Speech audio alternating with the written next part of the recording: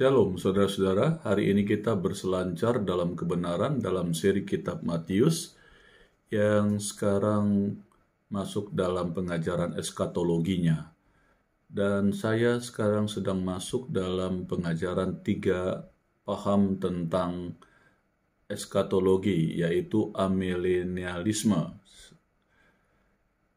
Seperti ditayangkan sebelumnya, saudara, yang tayangan sebelumnya mengajarkan tentang postmilenialisme, sekarang yang kedua adalah amilenialisme. Dari 3 sistem eskatologi yang kita pelajari untuk kita bisa mengerti prinsip-prinsip akhir zaman, khususnya tentang masa 1000 tahun damai. Istilah amilenialisme sebenarnya bukanlah istilah yang tepat. Istilah ini memberikan kesan bahwa orang-orang amilenialis adalah mereka yang tidak mempercayai adanya milenium, atau orang-orang yang mengabaikan 6 ayat pertama dari Wahyu pasal 20, saudara, ayat 1 sampai dengan ayat 6, yaitu bagian yang berbicara tentang pemerintahan milenium. Kedua tuduhan ini tidak benar, saudara. Amilenialisme adalah paham akhir zaman yang melibatkan kerajaan 1000 tahun hanyalah simbol dan bukan dimengerti secara harafiah. Pandangan ini mengajarkan bahwa kerajaan 1000 tahun itu adalah zaman di mana kita hidup sampai Kristus kedua kalinya datang. Zaman di kerajaan 1000 tahun ini hadir. Di situ pula kerajaan Allah dinyatakan melalui gereja secara kelihatan dan anak-anak Tuhan. Jadi sampai hari ini prinsip pengajaran amilenialisme 1000 tahun damai ini sedang berjalan, saudara ya, sampai nanti kedatangan Tuhan yang kedua kali. Di situ pula kerajaan Allah dinyatakan melalui gereja, ya. Jadi bagi mereka 1000 tahun damai itu realnya adalah gereja yang ada di muka bumi ini, yang kalau semakin banyak orang percaya, bahkan seluruh orang yang ada di muka bumi ini menjadi percaya, maka milenium itu atau 1000 tahun, kerajaan 1000 tahun itu sudah berlaku gitu ya, sudah berjalan ya, tinggal bagaimana Kristus datangnya. Nah, ini kepercayaan dari paham amilenialisme, saudara ya. Jadi gereja lah yang menyatakan tentang 1000 tahun damai ini. Nah, saudara-saudara, anak-anak Tuhan juga adalah bagian dari gereja yang tidak kelihatan. Jadi bukan berbentuk teritorial ya, tentang kerajaan 1000 tahun damai itu atau pemerintahan politis seperti impian para murid-muridnya dahulu. Jadi dalam prinsip ini amilenialisme mempercayai prinsip yang seperti ini, saudara ya. Dikatakan para penganut pandangan ini menolak ajaran pramilenialisme maupun postmilenialisme. Di dalam kerajaan ini iblis masih bisa melawan ya. Di dalam prinsip amilenialisme ini kerajaan 1000 tahun ini dikatakan iblis masih bisa melawan, tetapi ketahuilah bahwa pengharapan anak-anak Tuhan tidak pernah luntur karena adanya serangan itu, karena Kristus pasti mengalahkan iblis secara sempurna ketika ia datang kedua kalinya. Pada saat Kristus datang tidak ada kematian, tidak ada air mata, tidak ada kertakan gigi, karena semua manusia pilihannya diberikan tubuh baru untuk mendiami langit dan bumi yang baru.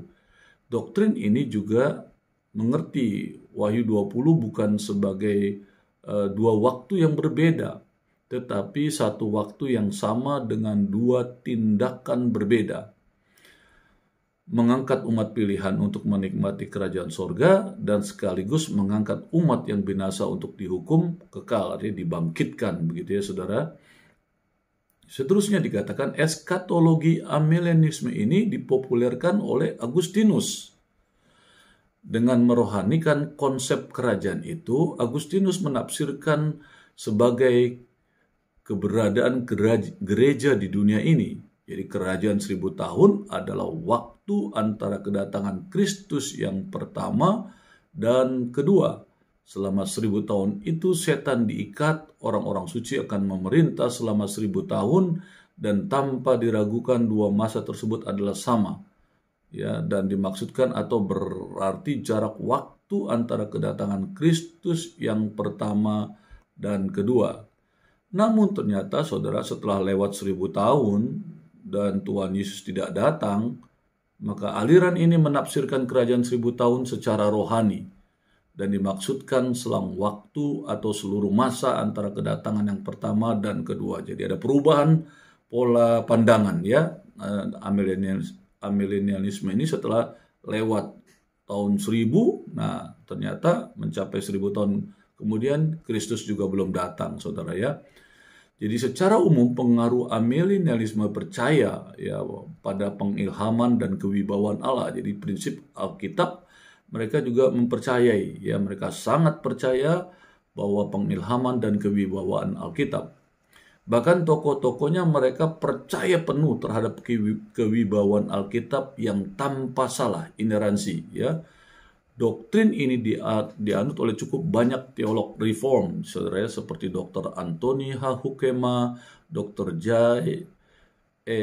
Adams, Dr. Herman N. Ridderbos, Dr. Gerhardus Voss, Dr. Lois Birkhoff, Dr. Oswald T. Allis, Dr. Abraham Kuyper, Dr. Herman Buffett, dan lain-lain, saudara. Jadi pandangan amilenialisme konservatif itu, saudara, ada dua, ya, yang berbeda mengenai kerajaan 1000 tahun damai. Yang pertama yaitu pandangan dari Allis, Dr. Alif dan Berkhoff, ya, saudara, melihat penggenapan nas-nas milenium terjadi di masa kini dengan adanya gereja di bumi. Ya, ini pandangan pertama tentang milenium ini.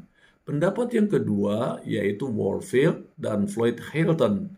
Mereka menyatakan bahwa penggenapan itu terjadi dengan adanya orang-orang suci sekarang ini di sorga. Dan menurut kedua pendapat amilenialis konservatif ini, tidak ada kerajaan di bumi di masa mendatang. Jadi penganut amilenialisme berpendapat bahwa janji-janji tersebut sudah dipenuhi secara rohani untuk gereja. Jadi gerejalah, ya, saudara, tempat terjadinya milenium ini, ya. Atau janji-janji tersebut tidak perlu digenapi semuanya oleh karena perjanjian tersebut bersyarat dan persyaratan tersebut tidak bisa dipenuhi. Ya, ini pandangan amilenialisme tentang milenium, ya, tentang 1000 tahun, kerajaan 1000 tahun. Bagi penganut ini menganggap gereja sebagai penggenapan janji Allah dengan cara yang umum, ya, dan rohani. Gereja harus bersifat surgawi, kerajaan rohani. Gereja memenuhi janji-janji itu, lalu surga dan bumi yang baru segera mengikuti zaman gereja yang akan menyempurnakan sejarah. Jadi, saudara, bagi penganut amilenialis menggunakan penafsiran yang bersifat non-literal atau rohani pada bagian eskatologi dan tidak menerima hal-hal yang akan datang, sebab mereka mempunyai atau mengambil prinsip penafsiran yang berbeda pada bagian nubuatan.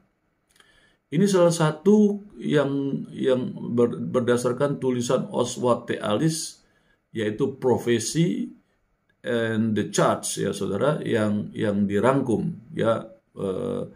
Dikatakan demikian, Oswald T. Allis ini mencoba memperlihatkan bahwa metode harfiah dan figuratif harus mendapat tempat yang tepat, tetapi dia terlalu menekankan batasan harfiah dan tidak seimbang dengan hiasan. Seterusnya dikatakan Allis ini bercerita bahwa menuliskan beberapa keterbatasan penafsiran harfiah. Adanya kata hiasan yang tidak dapat ditafsirkan secara harfiah. Kenyataan tema utama adalah bersifat rohani. Hal ini memberikan suatu kebenaran terhadap prinsip penafsiran kiasan atau bersifat rohani. Yang seterusnya dikatakan kenyataan perjanjian lama adalah pendahulu dan persiapan adalah bagi perjanjian baru, saudara. Alice juga menulis hanya dengan satu cara nubuatan dapat dimengerti secara harfiah, yakni ketika arti harfiahnya jelas dan nyata.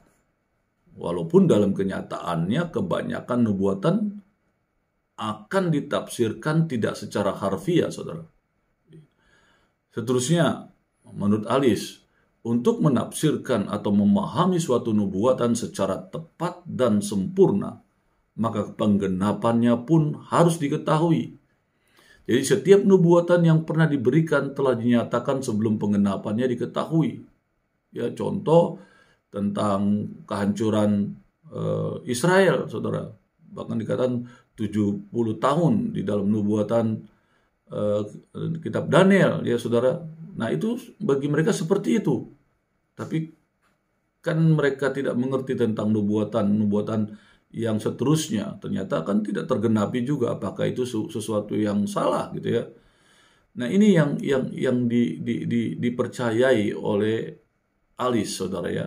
Kalau tidak, hal tersebut bukan disebut satu nubuatan. Jadi bagi dia, nubuatan itu satu pernyataan yang harus terjadi, dan setelah itu baru disebut itu adalah sebuah nubuatan. Jadi nubuatan itu akan dipercaya kalau sudah ada kenyataannya. Ya, ini bagi Alice ya saudara. Jadi Alice tidak yakin nubuatan perjanjian lama mengenai kerajaan 1000 tahun akan digenapi secara harfiah. Sebab belum pernah ada penggenapannya. Yang tadi saya pernah contohkan. Tentang ada nubuatan bahwa Israel akan dihancurkan. Dan 70 tahun kemudian bahwa akan dikembalikan lagi. Nah itu bagi dia nubuatan seperti itu. Saudara. Ada pernyataan tetapi ada juga penjelasan terjadinya nubuatan itu. Ya, sesuatu hal yang tidak logika rohani atau tidak alkitabiah gitu ya, bahwa nubuatan itu ya harus kelihatan gitu ya, kan bukti nubuatan seterusnya kan sampai sekarang masih ada nubuatan-nubuatan yang belum terpenuhi, saudara ya. Ya contohnya tentang 1000 tahun milenial ini ya, 1000 tahun damai atau kerajaan 1000 tahun, saudara. Sebab baginya harus ada penggenapannya. Baginya gereja lah yang harus menggenapi nubuatan PL itu, ya 1000 tahun damai. Jadi akan menjadi sesuatu hal yang tepat menurut dia nubuatan itu kalau gereja sudah memenuhi ya prinsip kerajaan 1000 tahun damai. Ya untuk memenuhinya ya seluruh dunia ini harus percaya, ya menjadi orang percaya dulu. Sesuatu hal yang tidak logis dalam prinsip nubuatan ya saudara. Nah saudara-saudara, ada juga bagian dari eskatologi reformasi namanya ya saudara. Dikatakan pemimpin-pemimpin besar pada zaman reformasi adalah penganut amilenialisme. Mereka jelas mengikuti pengajaran gereja Katolik Roma yang mengikuti Agustinus. Contohnya Luther. Ya, melihat masa kesusahan besar dan kedatangan Kristus secara tubuh atau kelihatan. Dia percaya bahwa dia berada di tengah-tengah masa kesusahan besar. Pada zaman Luther itu dia merasa seperti itu. Luther juga membagi sejarah dalam 6 masa, di mana setiap masa terdiri dari 1000 tahun dan kemudian diikuti masa ke-7 ya, jadi 1000 tahun yang ke-7 yang disebut masa istirahat kekal ya menurut Luther. Dia pada saat itu merasa sedang hidup dalam masa mendekati kedatangan Kristus yang kedua kali, saudara.